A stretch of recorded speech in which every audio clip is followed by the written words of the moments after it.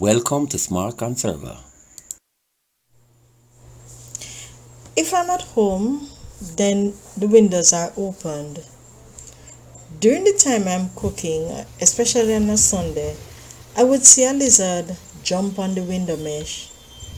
I know that lizard didn't jump there to just look at me through the window.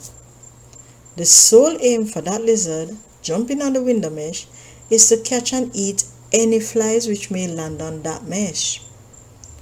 Once a fly lands on the mesh, then the lizard enters into stealth mode, operating like a soldier at war, creeping up on the enemy. Whenever I have time to watch the lizard, then I realize that it always, just always catches its prey. That's a fly.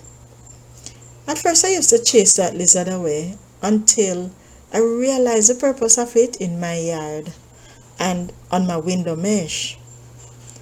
I remember I told you that I'm creating a tropical oasis, and that's in the back of my yard. Well, with this tropical oasis comes a number of garden creatures.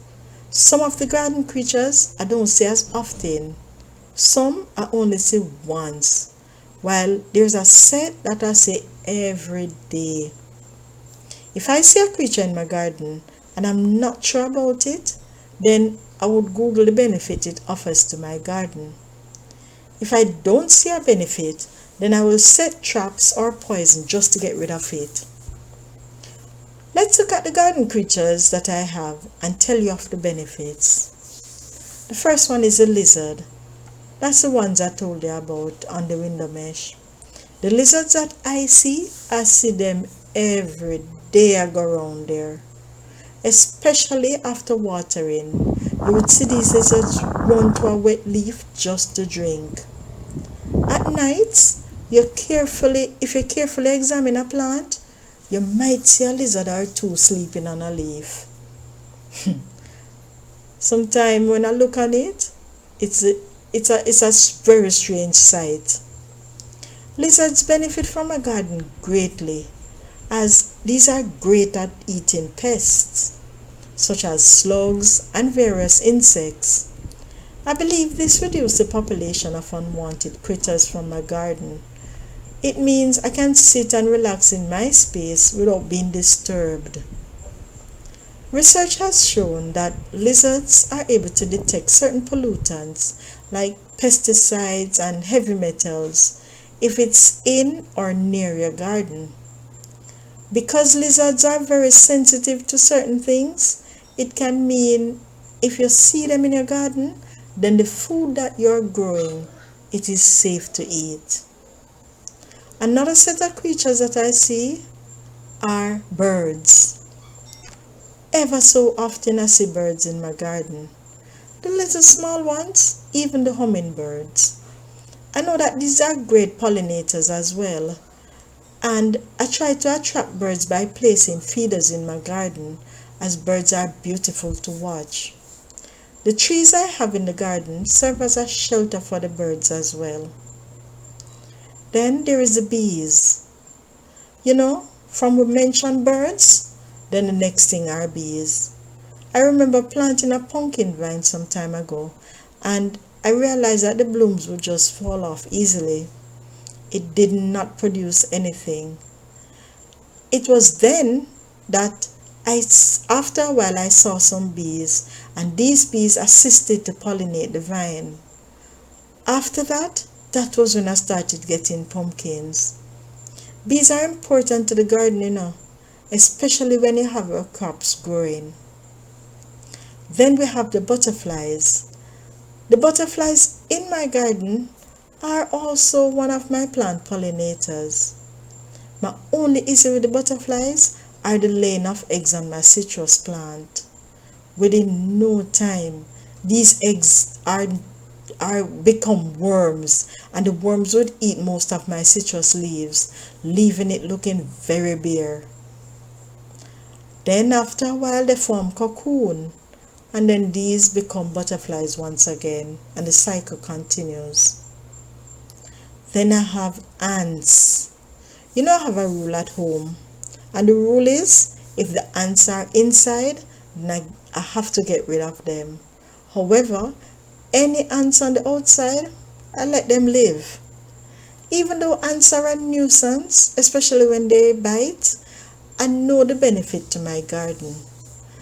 I know that if you have termites in wood or in soil, the ants can take care of them for you.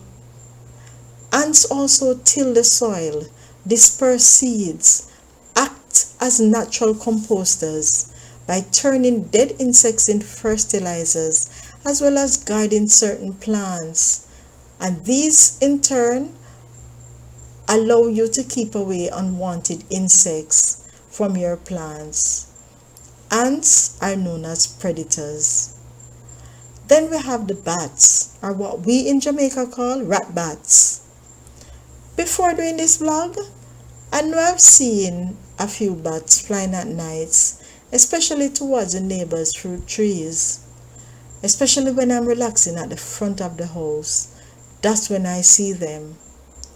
I am aware that these creatures may have visited my trees just to partake of a few akis from the tree. This I am sure of, as I've seen in the morning, I would see ackee seeds, or at times, majority of the times, eating almond in my yard from time to time. And let me tell you, I don't have an almond tree. Well, a couple of weeks ago, I was looking at the mango tree and I saw what appeared to be a dried out mango. It was strange, as that spot where the dried out mango looked like it was, I knew I passed it daily, especially it was the time that it was in the holiday. And I've been looking up that tree and I don't see no ripe mango, much more for it to become dried. Well, like I said, I thought it strange, as I really don't have mangoes until it reached that stage. So what I decided to do, I decided to get a close-up look. You know that when I looked closely, I saw a nose that looked like a pig. It was then that I realized that it was a bat, and daylight had caught up with this bat and it was unable to find its way home.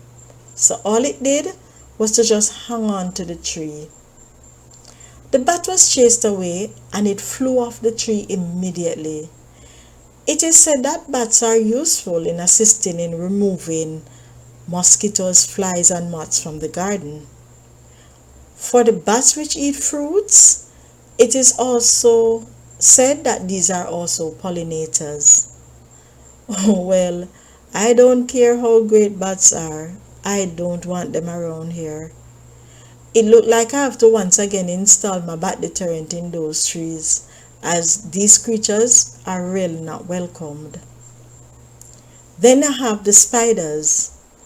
I have not seen spiders in my garden. Please, don't get me wrong. I'm not saying that these spiders are not there. In fact, I may have a few in my garden, as the evidence of the web that these creatures weave, it can be seen. Spiders are also known to be an insect control, able to reduce the number of unwanted insects in your garden. They eat mosquitoes, flies, mites, aphids, and even roaches. Spiders help to control the natural ecosystem in any garden, keeping things in a healthy balance. I can't really tell you the difference between a frog or a toad, and that's the next set of creatures that I've seen. Well, from time to time I see these in my garden, but they're so small and they jump so fast that I can't really see clearly to differentiate whether it's a frog or a toad. Frogs and toads are also very effective means of natural pest controls. These animals will eat slugs, snails, and insects. I know either toads or frogs are present, and I rarely see them. But I believe that they contribute to the reduction of slugs that are present in my garden, as I'm not seeing these slugs like before. While I really don't like these creatures, I think they can be tolerated, as I really don't see these frogs or toads unless I tried to get the soil from the soil container that I have. That's when I would see them jumping up. Overall, all those creatures work to make my garden what it is today. Of all that was mentioned, the only brave ones that let you see them often are the lizards. You really shouldn't be afraid of lizards. And if you come in my garden, if I don't show you them, you can't see them. These lizards are quiet workers. Your garden can't be great without a few of these creatures that I mentioned. Without them, you constantly need pesticide, and even the pesticide what you use can get rid of the usual creatures as well. So the question on the thumbnail was, should I get rid of them?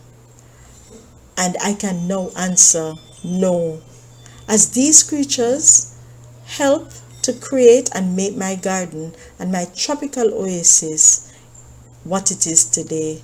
It makes it perfect. You have come to the end of another series. Join us next time for more ways to conserve.